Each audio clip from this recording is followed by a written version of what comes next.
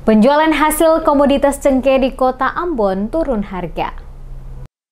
Komoditas hasil perkebunan berupa cengkeh mengalami penurunan harga jual pada tingkat pengumpul di kawasan pertokoan Mardika Batu Merah Kota Ambon semenjak masuk Desember 2023. Tim Demas Media Group yang turun langsung menemui beberapa pemilik toko yang membeli hasil perkebunan berupa cengkeh, pala, dan juga hasil perkebunan lainnya. Menuturkan adanya penurunan harga penjualan cengkeh di Kota Ambon sejak masuk pada Desember.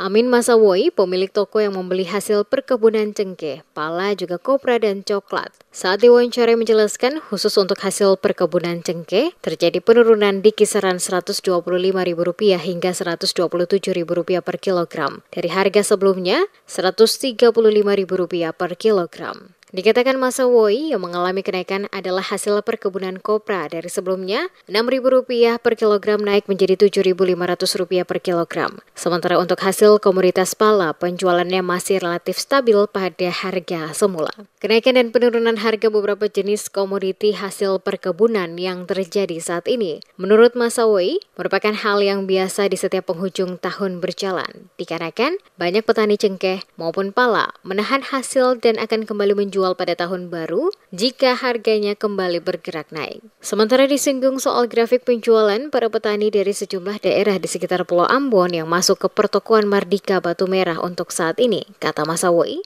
relatif sepi karena dipicu faktor banyak yang masih menahan hasil mereka untuk tidak dijual saat ini. Makanya harga cengkeh dari bulan kemarin dari 135 dia sekarang sudah turun sisa 127. Makanya mungkin dari itu petani tidak mau lepas dia punya hasil bumi seperti cengkeh. Kalau untuk pala stabil, cuma cengkeh aja. Kopra naik dari 7.000 sampai 7.500. Yang bulan kemarin dari 6.000. Sekarang naik 7.000 sampai 7.500. Sekarang ini yang malah cengkeh aja yang turun. Itu biasa terjadi. Kalau akhir-akhir tahun ini biasa terjadi, seperti tahun-tahun kemarin juga.